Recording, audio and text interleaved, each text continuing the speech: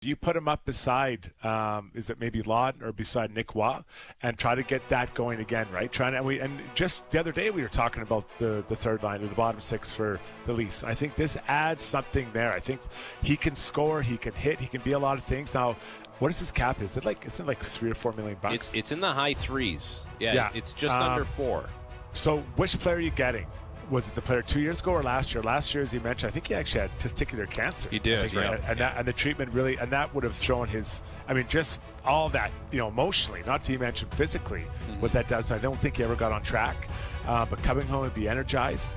I like this kind of, for a fourth round pick. That's not much to give for a guy that I think could bring that to this middle of the lineup, maybe of what they need.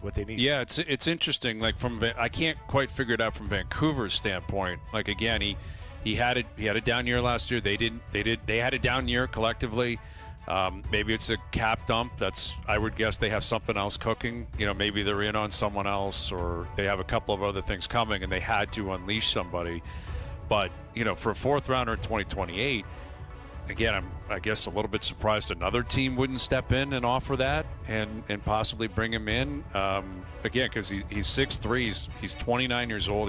He's Nick Waugh's 6'3" and shoots right. Joshua's 6'3" and shoots left. Can play center.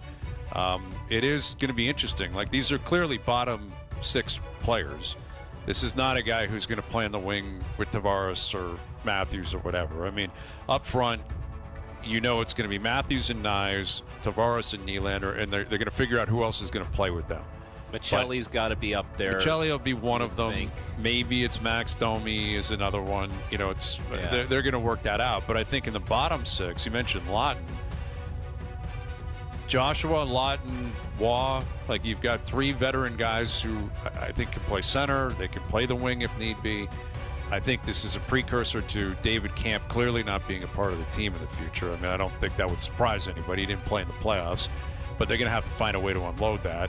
Calle Yarncroke. Yeah, is Yarncroke going to be a part of this? Dakota Joshua fills more of a role, like a clearly defined role that makes your team harder to play against than Calle Yarncroke. Yarncroke's like he's a versatile guy.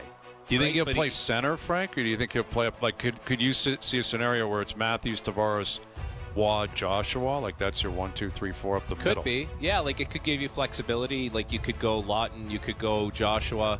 I think when he was playing his best in Vancouver, Bluger was the center, and it was Garland, Bluger, and Joshua. So in my mind, I see him coming into the fold as a winger, but at least you have a little bit of flex that way.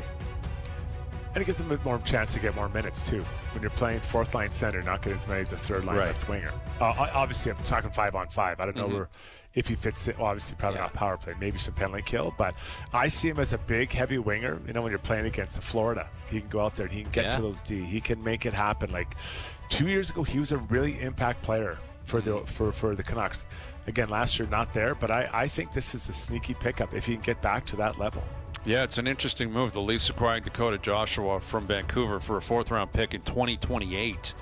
Now, again, part of that could be because he does have some term and some money that the Leafs, because Vancouver's not retaining any money that we're aware of as of right now. Maybe that's basically what this is. It's a salary dump, effectively, which that could be what Calle Yarncroke turns into, who is still a good player in the league, like can't play. David Kampf can play. Like there's going to be a market for him to play somewhere in the league. There's 32 teams. Can he be on the fourth line in San Jose? Yeah, I would think he probably can, or go back to Chicago or something like that. But if Joshua's getting a fourth, that's what you would expect at best. If you're going to move off those two guys, you're not going to get anything. Well, now, Hayes, think about Toronto's lineup, okay? So you're going to have, let's say you have Nyes on your top line. You can have some combination now of, Bobby McMahon, Dakota Joshua, Nicholas Waugh, Scott Lawton.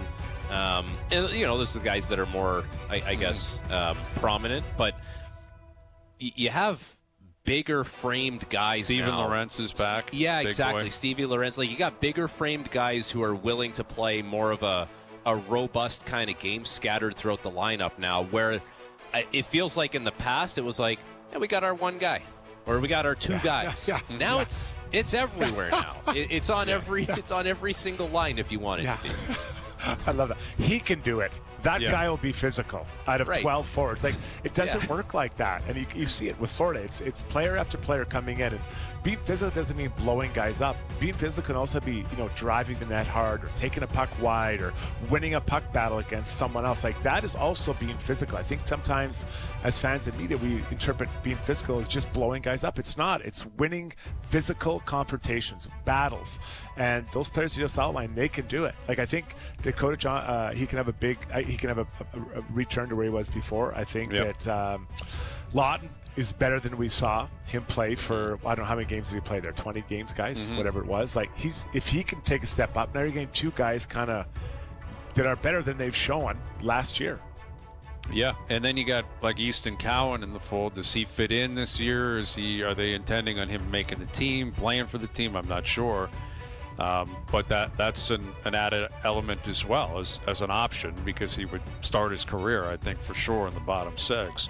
All right, so more on this as we move forward. Dakota Joshua traded to the Maple Leafs in exchange for a 4th-round pick in 2028, and this will take up some of the Leafs cap. I mean, you mentioned just under 4. I think they had, $5.5 million left. That's with Yarncroke on the team, Kampf on the team. I think they can still move some money around. But it makes you wonder, like, what else is in store? What else could they pull off? What else can they add if they keep bringing in guys like Joshua and Michelli and Waugh who are owed money? And yes, Marner's out, but they're filling up that money.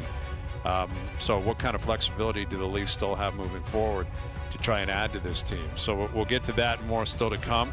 We'll head overseas, catch up with Lawrence Applebaum live from Royal Port Rush as we track day 1 of the Open Championship. Overdrive continues, TSN 1050 and on TSN 2.